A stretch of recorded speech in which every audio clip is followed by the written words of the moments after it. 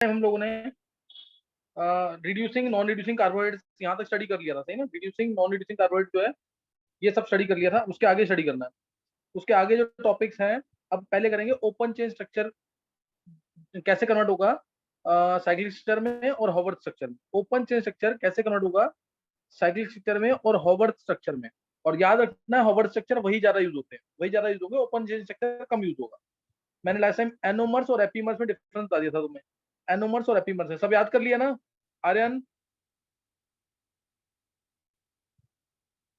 Sir आपने anomers और epimers में डिफरेंस तो नहीं बताया था आपने। रेडियो वो आपने जो टेस्ट होते हैं ना, टॉलरेंस रिएजेंट और फेलिंग्स टेस्ट तक अच्छा बताया अच्छा, था। नहीं एपीमर्स एपीमर्स बता दिया था मैंने, एपीमर्स है ना। यस सर, सिर्फ एपीमर्स ही बताए थे, एनोमर्स नहीं बताए। हाँ एनोमर्स अभी साइकिल, हाँ एनोमर्स साइक्लिक सिस्टम में आएगा और नोट करेंगे, एनोमर्स आएगा साइक्लिक सिस्टम में। तो एक बार देखेंगे ध्यान से, जैसे अब जो हम स्ट्रक्चर्स पढ़ेंगे वो या तो फ्यूरेन की फॉर्म में होंगे या पाइरेन की फॉर्म में। फ्यूरेन की फॉर्म में मतलब 5 की रिंग का स्ट्रक्चर इस तरीके से, ये फ्यूरेन होता है। ये 5 की रिंग स्ट्रक्चर फ्यूरेन है। ये जो फ्रक्टोज की फॉर्म होगी, जो फ्रक्टोज की फॉर्म होगी, और ये पाइरेन है, और ये पाइरेन है। और ग्लूकोज पाइरेन की फॉर्म में एग्जिस्ट करता है, यानी 6 की रिंग में। ग्लूकोज 6 की रिंग में स्टेट एग्जिस्ट करेगा तो उसे पाइरेनोज फॉर्म कहते हैं। और फ्रक्टोज 5 की रिंग में एग्जिस्ट करेगा, उसे फ्यूरेनोज फॉर्म कहेंगे। ये पता होना चाहिए तुम्हें, फ्यूरेन और पाइरेन डबल बॉन्ड हट जाते हैं तो उसको टीएचएफ बोलते हैं, टीएचएफ, टेट्रा हाइड्रोफ्यूरेन, टेट्रा हाइड्रोफ्यूरेन। और ये टीएच अगर डबल बॉन्ड हट जाएंगे इसके भी तो ये टीएचपी हो जाएगा, टेट्रा हाइड्रोपाइरेन, टेट्रा हाइड्रोपाइरेन। ये साइक्लिक ईथर्स होते हैं और बहुत यूज होंगे। टीएचएफ से सक्सिनिक एसिड ऐसे कन्वर्जन आई हुई है। चलो अभी नोट करना है, ये है ओपन चेन स्ट्रक्चर ग्लूकोज का।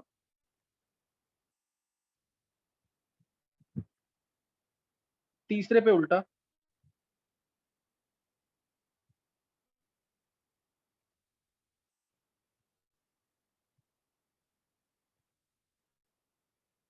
ये है D plus glucose open chain form. This is D plus glucose open chain form, C6H12O6, D plus glucose नाम है इसका, C6H12O6। स्ट्रक्चर हमने पढ़े हुए हैं। अब इसमें अच्छा एक बार हैंड से करेंगे जिसने ना ये स्ट्रक्चर्स पढ़ रखे हैं। अगर सबने पढ़ रखे होंगे तो मैं थोड़ा फास्ट करवाऊंगा काम। जिसने साइक्लिक स्ट्रक्चर्स पावर स्ट्रक्चर पढ़े हुए हैं वो हैंड से करना जल्दी से। लवनिका, युविका, जानवी, मुस्कान, लक्षिता, बॉबी, मयंक, आन्या, कृष्णा, नित्या, प्रवीण। 10-11 बच्चों ने पढ़ा है। आर्यमन ने नहीं पढ़ा है, आर्यमन, आर्यन, चेतन, देव, नव्या, चलो नयन, काफी बच्चों ने नहीं पढ़ा है। तिशा, तिशा तुमने पढ़ा होगा ना, तिशा और ये ऋषिका। क्या पता बायो में किया हो तुमने। आर्यन तुमने नहीं किया अभी, आर्यन? सर बायो में ही करा था, आपके लेक्चर से नहीं करा। अच्छा अच्छा, कुछ नहीं होता, चलो बायो में कर रखा है ना एक बार सबने। चलो फिर देखो इसमें, अब इसमें स्ट्रक्चर्स कैसे बनेंगे ध्यान देना इसमें। इसमें क्या होगा, अब ये और अब मैं 6 की रिंग बना रहा हूँ ग्लूकोज की, 6 की रिंग, ये ओ इलेक्ट्रॉन लेके जाता है। अब इस ओ को कौन सा ऑक्सीजन, इस सी को सॉरी, अब ये सी जो है ना ये, इसको कौन सा ऑक्सीजन इलेक्ट्रॉन दे कि 6 की रिंग बन जाए। ये वाला ऑक्सीजन पहला, दूसरा ऑक्सीजन, तीसरा ऑक्सीजन, या चौथा ऑक्सीजन, कौन इसको इलेक्ट्रॉन देगा कि 6 की रिंग बन जाए। 4 ऑक्सीजन में से कौन सा ऑक्सीजन इलेक्ट्रॉन सर दे कि 6 की लास्ट रिंग बन वाला, जाए।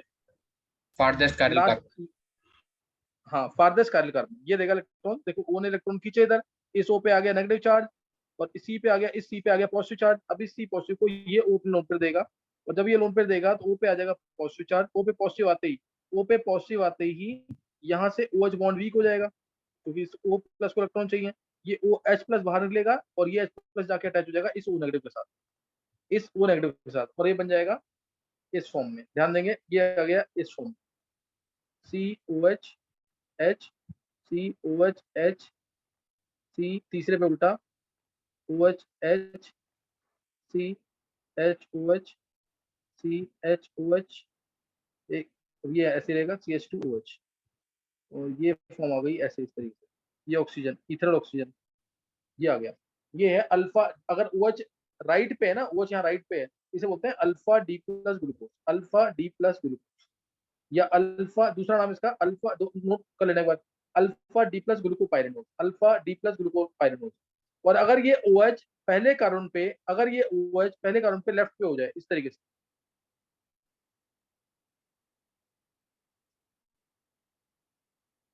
एक मिनट, तीसरे पे उल्टा, पहले कार्बन पे अगर चेंज हो जाए तो इन दोनों को बोलेंगे एनोमर्स।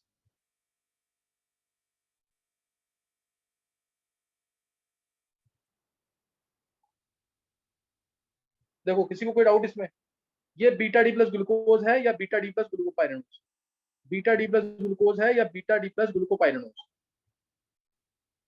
तो ये इसके अंदर ध्यान रखना, this is beta D plus glucose और beta D plus glucopyranose and both these isomer they are called as anomers. ये एनोमर्स है, अल्फा डी प्लस ग्लूकोज और बीटा डी प्लस ग्लूकोज, इसको बोलते हैं एनोमर्स, क्योंकि इनमें पहले कार्बन पे, एनोमरिक कार्बन कौन सा है?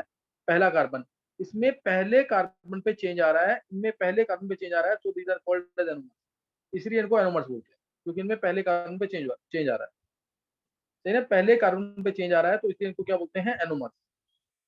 Therefore they are called as anomers, क्योंकि पहले कार्बन पे चेंज आ रहा है, पहले कार्बन पे OH इधर राइट पे है, इधर पहले कार्बन पे OH लेफ्ट पे है, तो इन्हें एनोमर्स बोलते हैं।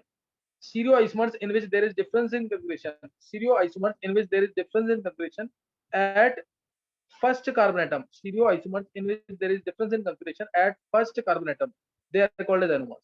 चाहे एनोमर्स हो या एपीमर्स हो, दोनों के दोनों को हम डायास्टीरोइसोमर्स कहेंगे, दोनों के दोनों को डायास्टीरोइसोमर्स कहेंगे, क्योंकि दोनों मिरर इमेजेस नहीं है। ये इसीलिए मैंने एनेंशियोमर्स, डायास्टीरोइसोमर्स, मीसोफोर्म ये सब पढ़ाया था, ताकि मैं टर्म्स यूज करूं तो तुम्हें पहले से क्लियर हो।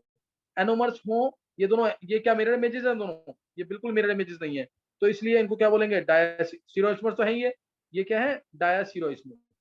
और ऐसे ही एपीमर्स में होता है, क्योंकि एक ही कार्बन पे डिफरेंस आ रहा है, अगर पहले पे डिफरेंस आया कंफर्मेशन में तो एनोमर्स, अगर पहले के अलावा डिफरेंस आया तो एपीमर्स। एल्डिहाइड है तो पहले कार्बन पे डिफरेंस आता है, कीटोन है तो सेकंड कार्बन में डिफरेंस आता है, ये होते हैं एनोमर्स, ये होते हैं एनोमर्स। पहले के अलावा डिफरेंस आए किसी कार्बन पे कंसिडरेशन में तो उन्हें बोलेंगे एपीमर्स, जैसे glucose mannose C2 epimers, glucose galactose C4 epimers. तो एनोमर्स और एपीमर्स बता दिया मैंने यहाँ पे, एनोमर्स और एपीमर्स। किसी को कोई डाउट इसमें? एक बार हैंड से करेंगे जिसको कन्वर्ट करना आ गया है।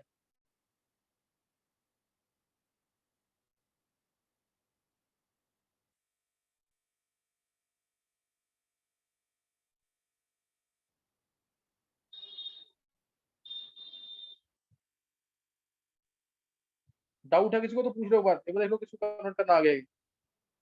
सभी को आ गया? मुस्कान, लवनिका, जानवी, कृष्णा, नव्या, आन्या, लक्षिता, युविका, छवि, आर्यमन, आर्यन, बॉबी, देव, प्रवीण, सबको क्लियर है?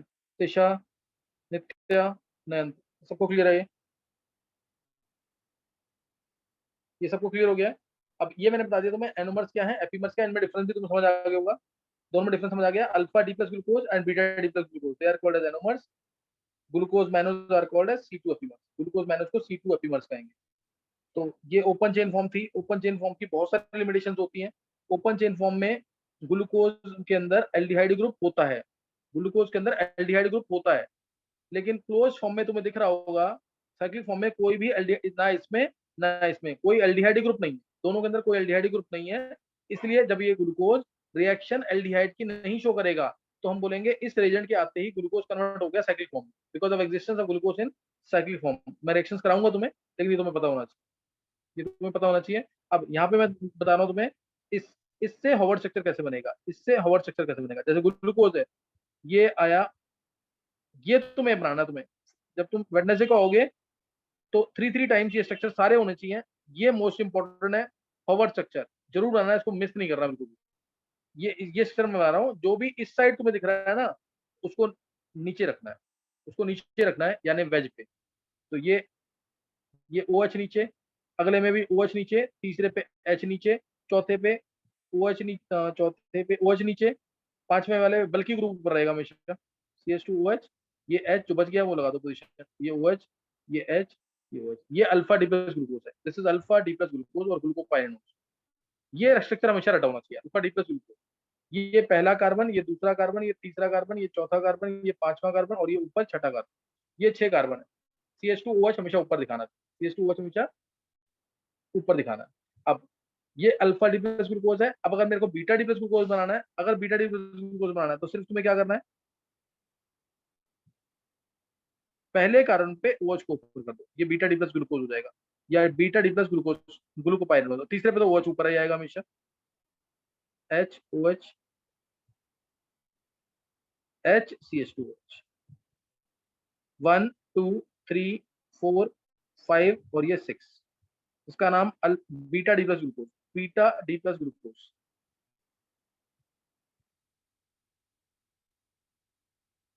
ये हॉवर स्ट्रक्चर है, ये जरूर बनाना चाहिए, ये गलती नहीं होनी चाहिए इनमें। ये क्या है, हॉवर स्ट्रक्चर, इनमें गलती नहीं होनी चाहिए कोई भी। तो यहाँ मैंने तुम्हें सिखा दिया open J structure of glucose, cyclic structure of glucose, और उससे हॉवर स्ट्रक्चर कैसे बनेगा। हॉवर स्ट्रक्चर ही इंपॉर्टेंट है, यही पूछेंगे, हॉवर स्ट्रक्चर ऑफ ग्लूकोज, जिनके अंदर कोई भी एल्डिहाइड ग्रुप नहीं है, इसीलिए ये एल्डिहाइड की रिएक्शन नहीं देंगे, इसलिए एल्डिहाइड की रिएक्शन नहीं देते हैं।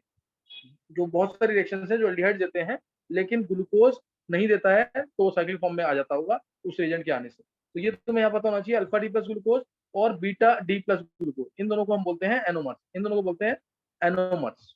तो ये तुम्हें ध्यान रखना इसके अंदर। अब इसके अंदर अगर मैं तुमसे कहूँ अल्फा डी प्लस ग्लूकोज की जगह अल्फा डी प्लस गैलेक्टोज बनाओ, तो क्या करेंगे, या अल्फा डी प्लस मैनोज बताओ, गैलेक्टोज तो पता होना चाहिए।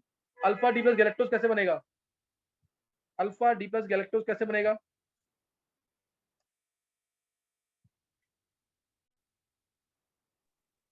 बोलो जल्दी से, अल्फा डी प्लस गैलेक्टोज कैसे बनेगा। जब आवाज नहीं आ रही, कौन बोल रहा है, जब फोर्थ कार्बन पे आर्यन, हाँ C4 पे, अगर हम C4 पे अगर मैं OH ऊपर कर दूं और H नीचे कर दूं, तो ये बन जाएगा galactose, alpha D plus galactose. Clear, this is now alpha D plus galactose, alpha D plus galactose. और मैनोज बनाना है, अगर मैनोज बनाना है तो उसके लिए क्या करेंगे, सेकंड पे इस वाले कार्बन पे चेंज कर देंगे, इस वाले कार्बन पे चेंज कर देंगे, तो मैनोज बन जाएगा। सही, तो मैनोज बन जाएगा। अब ये बता दी तुम्हें, अब इन दोनों में से एक इंपॉर्टेंट क्वेश्चन है जो पता होना चाहिए तुम्हें हमेशा के लिए, बीटा डी प्लस ग्लूकोज है, अल्फा डी प्लस ग्लूकोज है, इन दोनों में से स्टेबल ज्यादा कौन सा है, इन दोनों में से स्टेबल ज्यादा कौन सा है, बीटा डी प्लस ग्लूकोज। किसने बोला आंसर, लवनिका। रीजन देना क्या, क्यों है, सर क्योंकि वो चेयर फॉर्म में एग्जिस्ट करता है, तो इक्वेटोरियल पोजीशन पे जो OH ग्रुप है वो इक्वेटोरियल पोजीशन पे आ जाता है, बल्कि ग्रुप OH, इसलिए वो स्टेबल रहता है। ये लवनिका तुमने आंसर दिया है, यस सर। लवनिका बहुत अच्छे, लवनिका बिल्कुल परफेक्ट आंसर है। क्योंकि जब हम इनकी चेयर फॉर्म ड्रॉ करते हैं ना, जब हम इनकी चेयर फॉर्म ड्रॉ करते हैं, तो बल्कि ग्रुप जो OH है वो आता है इक्वेटोरियल पोजीशन पे, ये पता होना चाहिए, कंफर्मेशन जिसने डिटेल में पढ़ा है उसको पता होगा ये। जब हम इनकी चेयर फॉर्म ड्रॉ करते हैं, चेयर फॉर्म ज्यादा शेप होती है, तो चेयर फॉर्म ड्रॉ की मैंने इसकी, ये O आ गया, ये चेयर फॉर्म ड्रॉ की। तो इसमें अब मैं इसमें हर एक कार्बन पे मार्क करूंगा, अगर जैसे ये पहला कार्बन, पहले कार्बन पे ये H आता है और OH आता है इसमें, इस तरीके से, इस तरह से आएगा। OH ऊपर की तरफ है ना यहाँ पे, तो OH मैंने ऊपर दिखाया, OH ऊपर, पहले कार्बन पे OH जो है बीटा पे ऊपर है, इसलिए ऊपर का मतलब ये इक्वेटोरियल फॉर्म होती है, ये एक्सियल फॉर्म होती है, तो इस पे इक्वेटोरियल फॉर्म पे आ गया है, इसीलिए इसीलिए बीटा डी प्लस ग्लूकोज ज्यादा स्टेबल है, इसलिए बीटा डी प्लस ग्लूकोज ज्यादा स्टेबल है। और अल्फा डी प्लस ग्लूकोज क्या होता है, कम स्टेबल होता है। क्यों, क्योंकि इसमें देखो OH नीचे है, तो इस केस में अगर तुम इसकी चेयर फॉर्म ड्रॉ करोगे, ये चेयर फॉर्म ड्रॉ की मैंने, तो OH नीचे आएगा और H ऊपर आएगा। OH नीचे आने का मतलब है ये एक्सियल पोजीशन पे आ गया, एक्सियल पोजीशन पे अगर बल्कि ग्रुप आता है तो स्टेबल कम। ये बताऊंगा मैं ऑर्गेनिक में, जब कंफर्मेशन पढ़ाऊंगा डिटेल में, तब ये तुम्हें बताऊंगा ये कैसे करते हैं। सर एक्सियल पे अगर बल्कि आ जाता तो हम उसे अनस्टेबल क्यों देते हैं।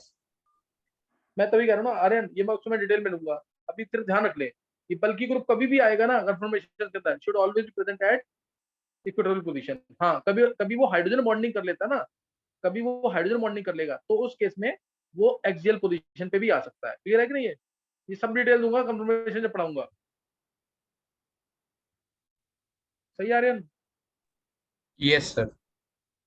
मतलब पूरी डिटेल दूंगा सारी है कि कैसे होता है, तब बल्कि ग्रुप आ सकता है यहाँ पे एक्सियल पोजीशन पे, और वो भी 1 और 3 पोजीशन पे आते हैं। ये ऐसे एक OH आता है तो एक OH ऐसे आता है, और इनमें हाइड्रोजन बॉन्डिंग होती है। तो इसीलिए एक्सियल पोजीशन में आता है, वो बाद में बताऊंगा, डिटेल में मत जाओ उसकी बिल्कुल भी। बस तुम्हें ये याद रखना है beta D plus glucose is more stable as compare to alpha D plus glucose, because in beta D plus glucose at first carbon atom bulky group OH is at equatorial position, whereas in case of alpha D plus glucose, bulky group OH is at the axial position. So repulsions are greater. तो ये ध्यान रखना इसके अंदर।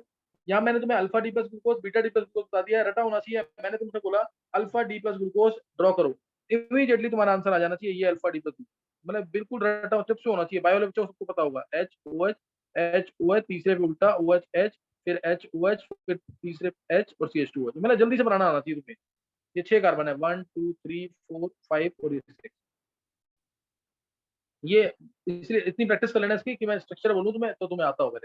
अब alpha D plus glucose बता दिया, beta D plus glucose बता दिया, कौन सा स्टेबल है ये बता दिया। अब नेक्स्ट, अब इसके अंदर एक टर्म और आती है जो हम साइक्लिक स्ट्रक्चर में ही एक्सप्लेन कर सकते हैं। एक टर्म और आती है जो हम साइक्लिक स्ट्रक्चर में ही एक्सप्लेन कर सकते हैं, और वो टर्म क्या है? म्यूटा रोटेशन। बहुत इंपॉर्टेंट टर्म है म्यूटा रोटेशन। इसमें ऑब्जेक्टिव में क्वेश्चन, अगर अच्छा वाला क्वेश्चन आएगा तो ये पूछेगा कि इनमें से, इन चारों में से कौन सा कंपाउंड है जो म्यूटा रोटेशन शो करेगा, इन चारों में से कौन सा कंपाउंड है जो म्यूटा रोटेशन शो करेगा। तो उसके लिए एक वो वाला कार्बोहाइड्रेट जिसका साइक्लिक स्ट्रक्चर बन सकता है और जो रिड्यूसिंग है, वही म्यूटा रोटेशन शो करता है। ऐसा कार्बोहाइड्रेट जिसका साइक्लिक स्ट्रक्चर बन सकता है 5 या 6 मेंबर रिंग का, और जो रिड्यूसिंग है वही म्यूटा रोटेशन शो करेगा। ये लाइन पता होनी चाहिए, इंपॉर्टेंट लाइन है बहुत ही। तो अब मैं तुम्हें बता रहा हूँ कि म्यूटा रोटेशन होता क्या है। म्यूटा रोटेशन देखो, म्यूटा रोटेशन के लिए ये है अल्फा डी प्लस ग्लूकोज, ये इक्विलिब्रियम मिक्सचर इन दोनों का, किसका? अल्फा डी प्लस ग्लूकोज का, बीटा डी प्लस ग्लूकोज है। इक्विलिब्रियम मिक्सचर के अंदर क्या है? इसके अंदर क्या है?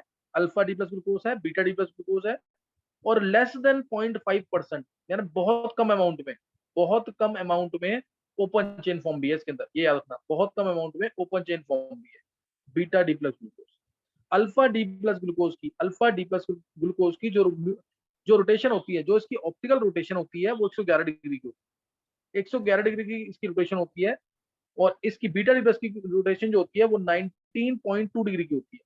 मैं ऑप्टिकल रोटेशन कह रहा हूँ उनकी, उनकी स्पेसिफिक रोटेशन या ऑप्टिकल रोटेशन 19.2 डिग्री की होती है।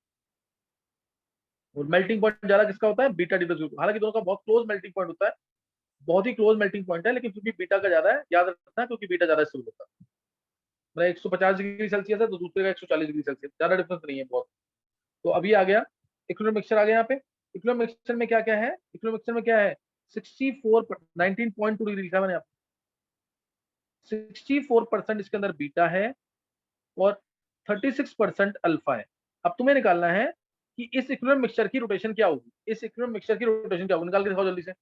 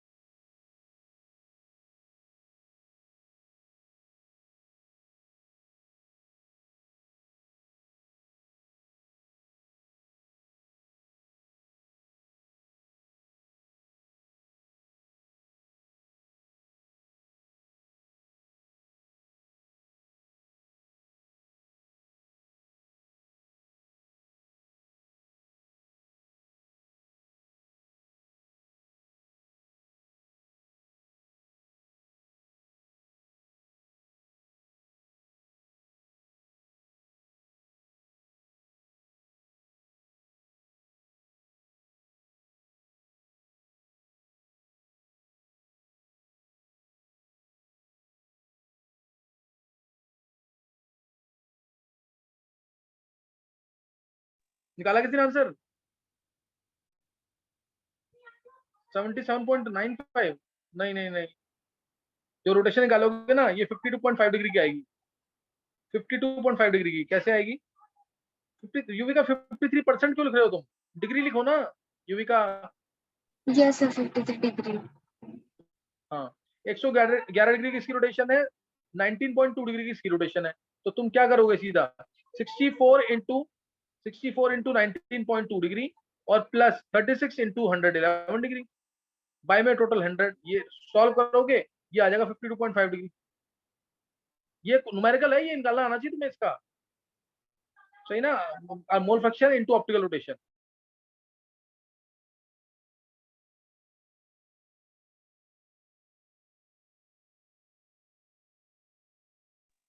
समझ आया कि नहीं है?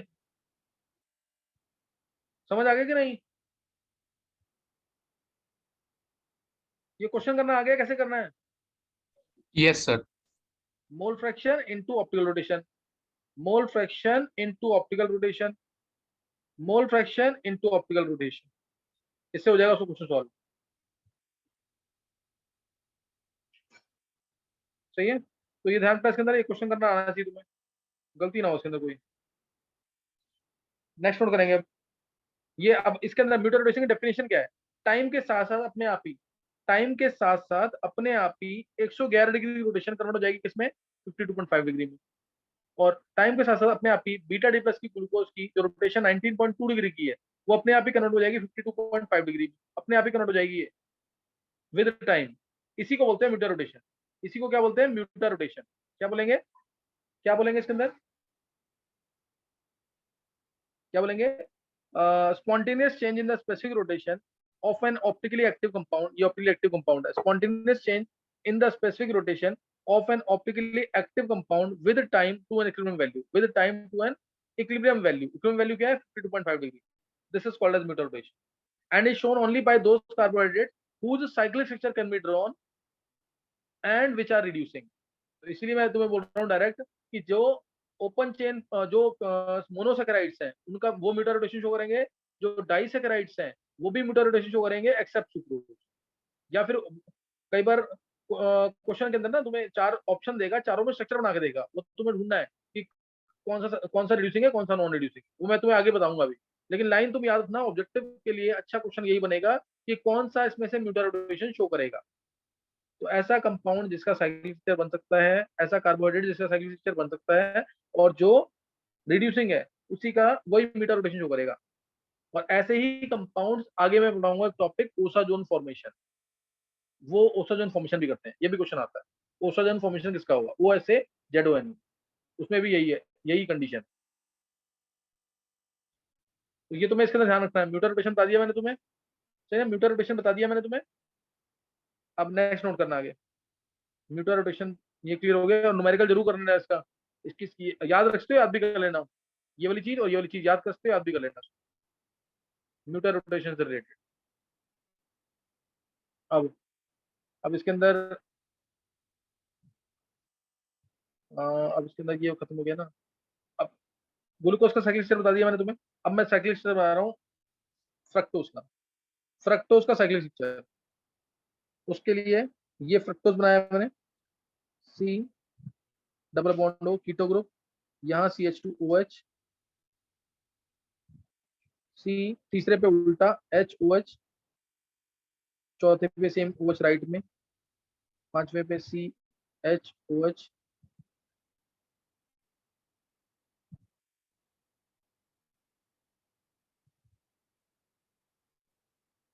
CH2OH, ये आ गया। अब मैंने बोला इसमें अगेन सेम वही चीज होगी कि ये वाला ऑक्सीजन इलेक्ट्रॉन खींचेगा। अब कौन सा ऑक्सीजन इसको लोन पेयर दे? पहला ये वाला ऑक्सीजन, दूसरा ये वाला ऑक्सीजन, तीसरा ये वाला, या चौथा ये वाला। कौन सा ऑक्सीजन इलेक्ट्रॉन दे कि 5 की रिंग बन जाए? कौन सा ऑक्सीजन इलेक्ट्रॉन दे कि 5 की रिंग बन जाए? कौन सा देगा?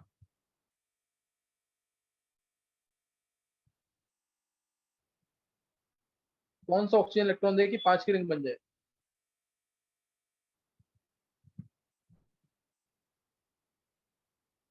फिफ्थ, इसमें भी वही आंसर आएगा हमेशा, फारदेस्ट पैरेलल कार्बन एटम। देखो ये इलेक्ट्रॉन देगा, तो यहाँ से इलेक्ट्रॉन गए इसके पास, बन गए ना, देखो 5 की रिंग। एक एक कार्बन ये वाला, दूसरा कार्बन ये वाला, तीसरा कार्बन ये वाला, चौथा कार्बन ये वाला, और एक ऑक्सीजन तो आएगा ही, तभी तो 5 की रिंग बनेगी। तो ये निकालना आना चाहिए तुम्हें। सेम वही चीज होगी। अब जब इलेक्ट्रॉन देगा, जब ये इलेक्ट्रॉन देगा तो इस O पे पॉजिटिव चार्ज आएगा, पॉजिटिव आएगा तो ये O बॉन्ड वीक हो जाएगा, वीक हो जाएगा तो ये H प्लस बाहर निकलेगा और H प्लस जाके इस O नेगेटिव से जुड़ जाएगा। और सेम चीज आ गई COH, सॉरी CH2OH,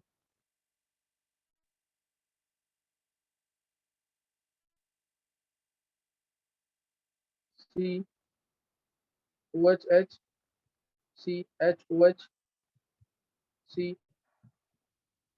CH2OH, और ये ईथरल ऑक्सीजन, और ये चीज आ गया। तो ये यहाँ पे इसका साइक्लिक स्ट्रक्चर आ गया। ये अभी ये है alpha D minus fructose. Fructose, alpha D minus fructose या अल्फा डी माइनस फ्रक्टफ्यूरिनोज या अल्फा डी माइनस फ्रक्टफ्यूरिनोज। बीटा बनाना है तो सेकंड कार्बन पे, ये पहला है ये दूसरा है, सेकंड कार्बन पे OH को यहाँ कर देंगे और CH2OH को यहाँ कर देंगे। सेकंड कार्बन पे OH को आगे कर देंगे, OH को लेफ्ट पे कर देंगे और CH2OH को राइट पे कर देंगे। तो ये बन जाएगा beta D minus fructose, beta D minus fructose. अब इससे बनाना है मेरे को साइक्लिक सिस्टर। ओपन सिस्टर बता दिया मैंने, साइकिल बता दिया। नेक्स्ट करेंगे forward structure of glucose, forward structure of glucose, है ना, फॉरवर्ड स्ट्रक्चर सर ये आपने बनाना जो है। एरो तो लगाए इसके हैं लिए सर वो OH और उसके ऊपर कार्बन के ऊपर सर वो क्यों लगाए हैं आपने? दोबारा बोल रहा है सर आपने जो अभी नीचे स्ट्रक्चर बनाया है सर उसमें एरो जो आपने लगाया है OH और CH2 को जोड़ते हुए सर वो क्यों लगाया है? दो ये मैंने एरो जो इसलिए लगाया लगा। ना कि, हाँ, दो एरो इसलिए लगाया ना कि मैंने कहा अगर OH को इधर कर देंगे और CH2OH को इधर कर देंगे तो इसका मतलब होगा बीटा बन जाएगा। ये बताया मैंने, बीटा बनाया नहीं इसकी। Okay sir. अब इसका फॉरवर्ड स्ट्रक्चर ये बनेगा, पहले 5 की रिंग बनाना है इस तरीके से,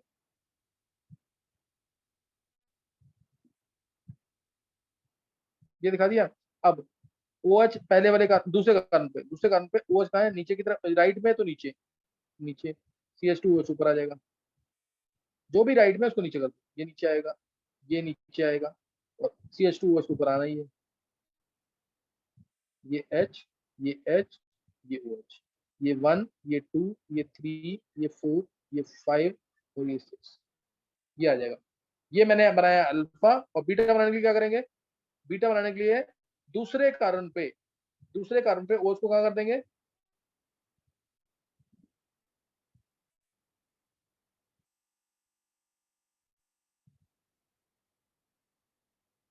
OH ऊपर CH2OH नीचे, बाकी सब सेम 1 2 बीटा डी माइनस।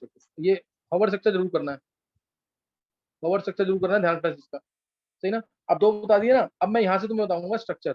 अब स्ट्रक्चर क्वेश्चन, इससे रिलेटेड क्वेश्चन, जो 2-3 क्वेश्चन IIT में पूछे हुए हैं, क्वेश्चन ध्यान सुनेंगे। मैंने तुमसे अगर पूछा, बहुत ध्यान से लेना क्वेश्चन, अब डी प्लस ग्लूकोज है, डी प्लस ग्लूकोज है, इसके टोटल डायस्टीरोइसमर्स कितने बनेंगे। डी प्लस ग्लूकोज के, ग्लूकोज होता है ना, ग्लूकोज के बहुत सारे स्ट्रक्चर बनने हैं, ग्लूकोज में बताओ स्टीरोइसमर्स कितने बनेंगे, ग्लूकोज के अंदर कितने स्टीरोइसमर्स होंगे टोटल, कितने एनेंटियोमरिक पेयर्स होंगे, कितने एनेंटियोमर्स होंगे, निकालना बहुत इजी है। और लास्ट मोस्ट इंपॉर्टेंट, कितने डायस्टीरोइसमर्स, ऐसे ही फ्रक्टोज में निकालो, ये मोस्ट इंपॉर्टेंट क्वेश्चन। कितने स्टीरोइसमर्स हैं, कितने फ्रक्टोज की फॉर्म में कितने स्टीरोइसमर्स हैं, कितने एनेंटियोमरिक पेयर्स हैं, कितने एनेंटियोमर्स हैं, कितने, इसके अंदर मीसोफॉर्म तो जीरो होंगी क्योंकि दोनों अनसिमेट्रिकल है, कितने डायस्टीरोइसमरिक पेयर्स हैं, डायस्टीरोइसमरिक पेयर्स। चलो एक बार इसी के पूरे निकालो, कितने डायस्टीरोइसमरिक पेयर्स हैं, ये निकालना है। और जो मोस्ट इंपॉर्टेंट क्वेश्चन है वो ये है, ये करने के बाद करना, इसको करने के बाद और इसको करने के बाद, डी प्लस ग्लूकोज के कितने डायस्टीरोइसमरिक पेयर, डी माइनस फ्रक्टोज के कितने डायस्टीरोइसमरिक पेयर, यानी ओपन चेन फॉर्म की बात कर रहा हूँ मैं यहाँ पे, दोनों केस में मैं ओपन चेन फॉर्म की बात कर रहा हूँ। निकालो जरा आंसर।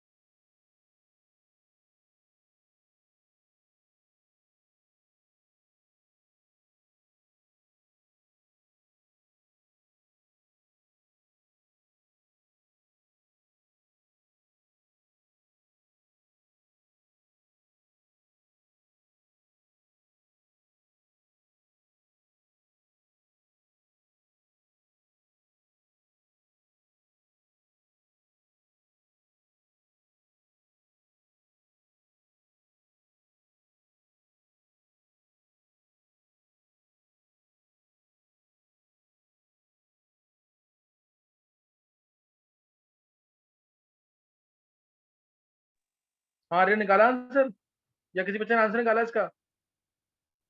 बॉबी, छवि, चेतन,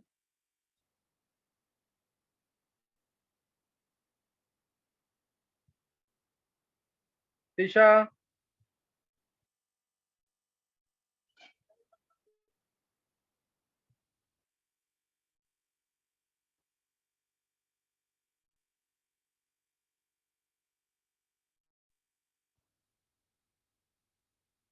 नहीं निकाला किसी ने भी? चलो एक बार रीजॉइन करना, मैं बताता हूँ आंसर। सर एक बार 16 है रीजॉइन स्टील करेंगे।